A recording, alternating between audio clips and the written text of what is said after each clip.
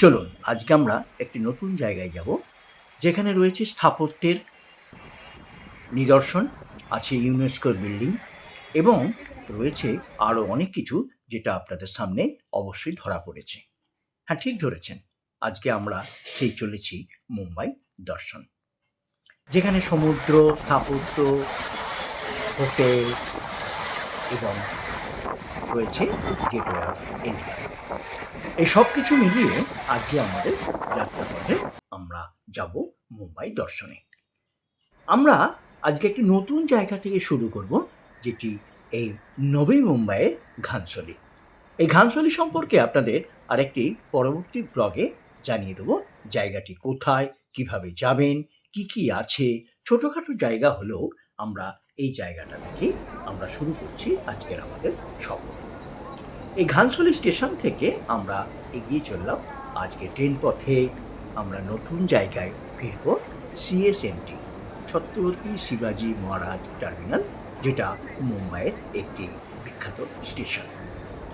যদিও এই স্টেশনটির পূর্ববর্তী নাম কী ছিল, কীভাবেই বা আজকের পরিবর্তন, এই সব কিছু মিলিয়েই আমরা আজকে আপনাদের সামনে উপস্থিত হচ্ছি। আমি রয়েছি আর আপনারা রয়েছেন আমার সঙ্গে। স্টেশনের বাইরে বেরিয়ে আমরা মুম্বাইয়ের ব্যস্ত শহরের মাঝখানে দাঁড়িয়ে এমন এক স্থাপত্য যাকে শুধু রেল স্টেশন বললে তার প্রতি অবিচার করা হবে।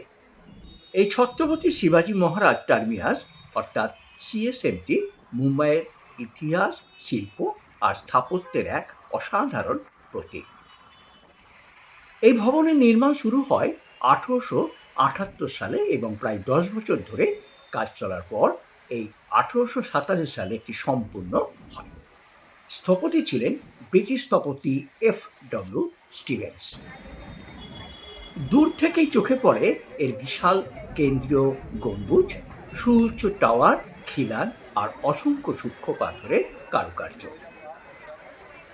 স্থাপত্যের সবচেয়ে বিশেষ দিক হলো এখানে ইউরোপীয় ভিক্টোরিয়ান গথিক রিভাইভালের সঙ্গে ভারতীয় স্থাপত্যের উপাদানকে একসঙ্গে মিশিয়ে দেওয়া হয়েছে। একটু কাছে গেলেই দেখা যায় পাথরের গায়ে রয়েছে প্রাণী, উদ্ভিদ, মুখাবয়ব এবং নানা অলঙ্কারের সূক্ষ্ম খোদাই। পাশেই রয়েছে একটি পার্ক, যেখানে আপনারা এই সময়ের মধ্যে কিছুটা সময় ওখানে কাটিয়ে যেতে পারবেন। রেলপথের যেখানে প্রথম শুরু হয়েছিল এই রেল ইঞ্জিনের জীবন, সেখানটাও আপনারা পেয়ে যাবেন। এই প্রবেশদ্বারের পাশেই রয়েছে সিংহ এবং বাঘের ভাস্কর্য। এখানে রয়েছে একটি মূর্তি। সময়ের অন্তরালে আপনারা বেরিয়ে পড়বেন এই নতুন শহর দেখার। আপনারা সকলে আমার ভিডিওতে চোখ রাখুন এবং ইতিহাস সম্পর্কে তথ্য যতটা আমার দ্বারা সম্ভব আমি আপনাদের দিয়ে যাচ্ছি। এই স্টেশনের একসময় নাম ছিল ভিক্টোরিয়া টার্মিনাস। আমরা পথ ধরে ধরে চলছি। আপনারা রাস্তার দুপাশেই বিভিন্ন সুউচ্চ অট্টালিকা, বিভিন্ন সুন্দরতা, স্থাপত্য, নিদর্শন একের পর এক দেখে চলেছেন। আমাদের আজকের প্রথম গন্তব্য গেটওয়ে অফ ইন্ডিয়া। হ্যাঁ, যেটা বলছিলাম, এই স্টেশনের পূর্বতনী নাম ছিল ভিক্টোরিয়া টার্মিনাস। আমরা আস্তে আস্তে পৌঁছে গেলাম এই গেটওয়ে অফ ইন্ডিয়ার পথে। মুম্বাইয়ের সমুদ্রের ধারে পাশাপাশি দাঁড়িয়ে আছে দুটি ঐতিহাসিক স্থাপত্য। একটি শহরের প্রতীক আর অন্যটি মুম্বাইয়ের ঐতিহ্য, বিলাসিতা ও ইতিহাসের সাক্ষী। হ্যাঁ, একদিকে গেটওয়ে অফ ইন্ডিয়া ও অপরদিকে তাজ হোটেল। চলুন আজ একটু ফিরে দেখা যাক এই দুই স্থাপত্যের ইতিহাস সম্পর্কে।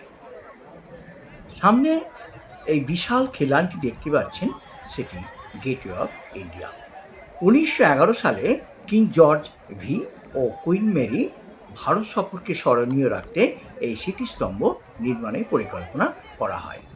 এই ভিত্তিপ্রস্তর স্থাপন করা হয়েছিল 31শে মার্চ 1911 সালে এবং স্থাপত্যটি সম্পূর্ণ হয় 1924 সালে। মানে 26 মিটার উঁচু এই স্থাপত্যটি তৈরি হয়েছে হলুদ ব্যাসল্ট পাথরে। এর স্থাপত্যে রয়েছে ইন্দো সারাসেনিক প্রভাব, যার সঙ্গে ভারতীয় এবং ইসলামিক স্থাপত্যের বিভিন্ন বৈশিষ্ট্য মিশে গেছে। অপর পারে এই তাজ হোটেলেরও অনেক বৈশিষ্ট্য এবং ইতিহাস। আপনারা হয়তো নিশ্চয়ই মনে রাখবেন এই তাজ হোটেলের সম্পর্কে, যেখানে আমাদের বিশাল একটি আক্রমণ করে এই সৌন্দর্য স্থাপত্যটিকে নষ্ট করার চেষ্টা হয়েছিল, সাথে বেশ কিছু মানুষের জীবন।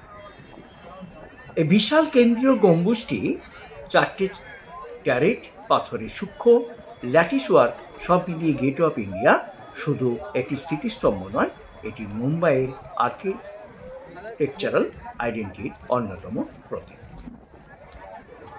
আর এই জায়গাটির ইতিহাসের সবচেয়ে বড় আইরনি, যেটি গেট অফ ইন্ডিয়া তৈরি হয়েছিল ব্রিটিশ রাজ পরিবারের আগমনকে স্মরণ করে, স্বাধীনতার পর সেটি হয়ে উঠেছিল ব্রিটিশ শাসনের অবসানের প্রতীক।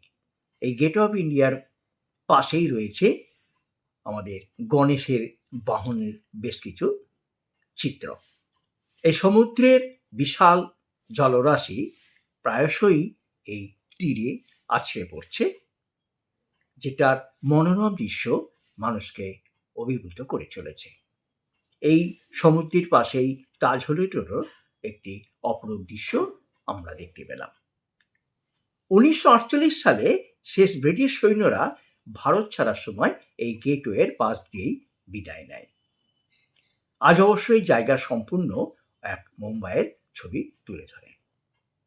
আমরা এই দুটো স্থাপত্যকে পেছনে রেখে এগিয়ে চললাম নতুন একটি জায়গা, মেরিন ড্রাইভ।